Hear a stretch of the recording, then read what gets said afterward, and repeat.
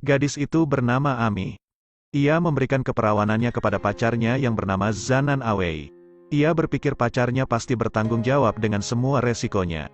Dan tidak pernah berpikir jika pacarnya adalah seorang bajingan yang mencuri kesempatan setelah ia tertidur, memasukkan barang terlarang pada koper yang dibawa olehnya, dan menyebabkan ia ditangkap oleh polisi setelah dia turun dari pesawat. Ami sendirian dan merasa ketakutan. Di dalam sel pun ia diancam oleh seorang wanita tua dan merasa tertekan. Namun, Zanan Awei tidak melepaskannya. Ami dibuli oleh beberapa orang. Tapi ia beruntung karena ada yang bersedia membantunya. Ia tidak menyangka bahwa orang yang membantunya adalah pecinta musik. Karena mempunyai hobi yang sama, keduanya menjadi teman baik, dan berlatih bersama. Nenek tua itu tidak lagi mengancamnya. Dengan bantuan dan dorongan dari wanita itu, Ami akhirnya menemukan harapan untuk hidup. Tetapi ia baru mengetahui bahwa ia mengandung anak dari bajingan itu.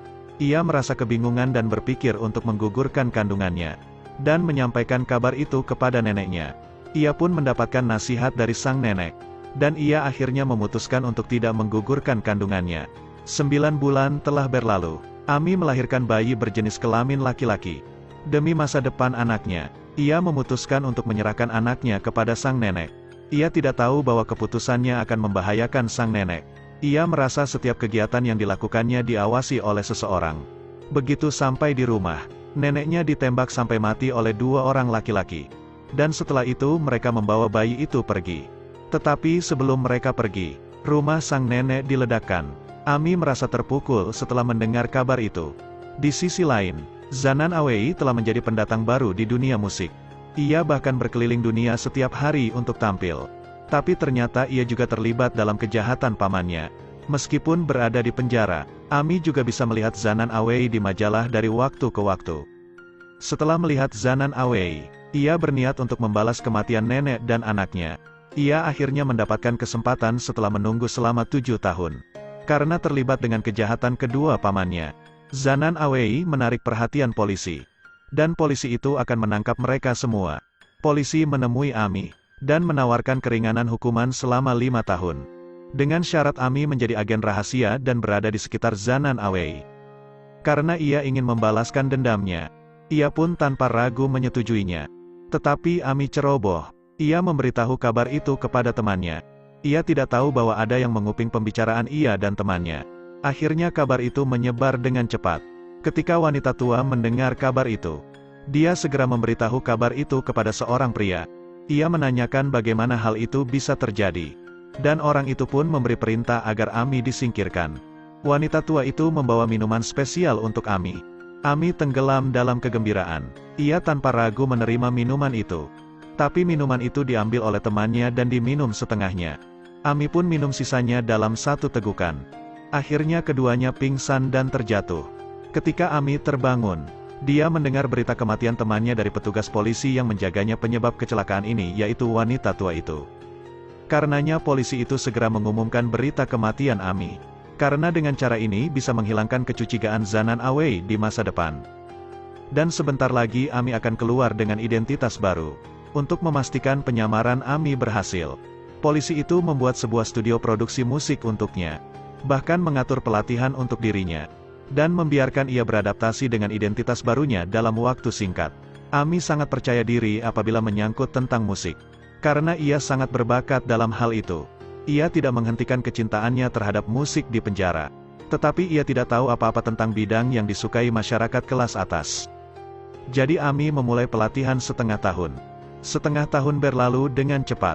Ami akhirnya mengambil langkah pertama untuk balas dendam. Dia datang ke tempat konser Zanan Awei. Ia mengenang kilas balik dirinya sendiri sampai saat ini. Gadis itu memberikan keperawanannya kepada Zanan Awei. Ia dijatuhi hukuman penjara. Tak hanya itu, setelah di penjara, ia baru mengetahui bahwa ia hamil. Yang tidak ia sangka, ketika ia menitipkan anaknya kepada sang nenek ditembak mati di rumahnya. Ia merasakan kesedihan yang mendalam. Untuk membalas dendam, Ami menyetujui syarat dari polisi yang akan meringankan hukumannya. Tujuannya untuk menghancurkan kelompok kriminal paman Zanan Awei. Pakaiannya yang eye-catching berhasil menarik perhatian Zanan Awei. "Kami sepertinya pernah bertemu," kata Zanan Awei. Gombalan kuno ini membuat Ami muak. Untuk membalas dendam, Dia menggunakan trik yang sederhana. Ami bilang jika ia membutuhkan pekerjaan. Zanan Awei mengusulkan ide untuk berdiskusi dengan pergi ke hotel bersama. Saat itulah istri Zanan Awei datang. Dan mempunyai insting bahwa Ami bukan orang baik. Dan memberitahu Zanan Awei bahwa Ami bukan orang baik. Dan mendesak Zanan Awei untuk segera pergi. Ia tidak mau melewatkan kesempatan itu. Ami segera mengeluarkan kartu namanya dan menyerahkannya kepada Zanan Awei.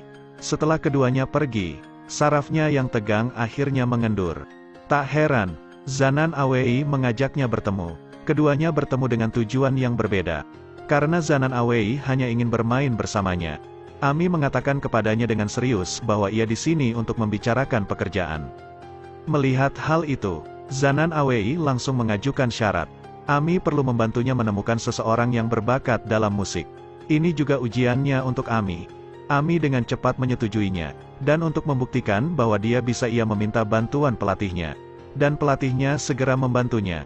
Ia menghubungi kedua temannya yang merupakan artis top. Mereka menggelar konser bersama.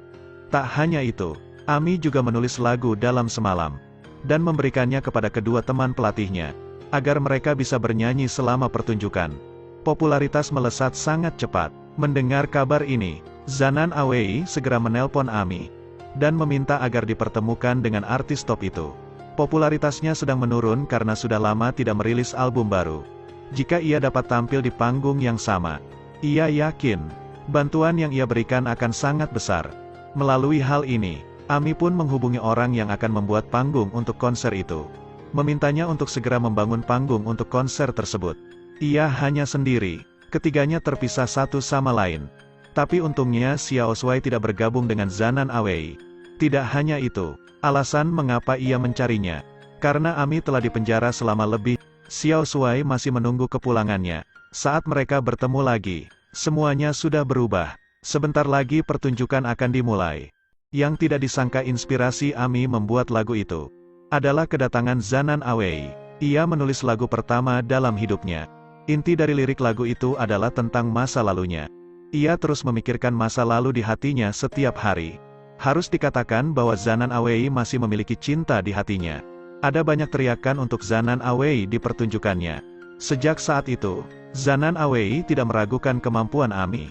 Dengan bantuan Xiao Shuai, ia juga menemukan seseorang yang berbakat dalam musik. Ia tidak menduga itu. Anak laki-laki kecil ini merupakan putra Fir'aun. Tidak hanya itu, orang yang membunuh orang tuanya berada di sisinya. Ia memberitahu semuanya kepada pelatihnya. Ia merasa khawatir dan sangat marah. Pelatih pun mencoba menenangkannya. Setelah itu, keduanya mulai menganalisis situasi saat ini. Dan yang membingungkan mereka adalah anak laki-laki itu mempunyai bakat dalam bermusik. Mengapa tidak mengembangkan bakatnya? Keduanya mencoba menebak alasan apa yang masuk, tapi tidak berhasil. Alasan Fir'aun tidak membiarkan anaknya mengembangkan bakatnya. Karena ia ingin anaknya mewarisi kelompok kriminalnya. Akhirnya Ami menemukan anak laki-laki itu. Dan mengatakan bahwa ia akan membuatnya populer. Tapi seperti yang dibayangkan, anak laki-laki itu menolaknya. Tidak ada pilihan lain. Ia menemui Bai Mao yang merupakan pilihan kedua setelah bocah lelaki itu. Setelah melakukan rangkaian tes, Zanan Awei menandatangani kontrak dengan Bai Mao. Dan akhirnya Ami berhasil masuk ke perusahaan Zanan Awei. Tindakan keduanya menimbulkan ketidakpuasan istri Zanan Awei. Ami membuka satu set peralatan pemantauan. Dan meletakkannya di kantor Zanan Awei. Pada saat yang sama, Zanan Awei datang ke kantor untuk bermain dengan seorang wanita. Cerita pun berakhir. Terus ikuti Edelweiss Review untuk mendapatkan update cuplikan film berikutnya.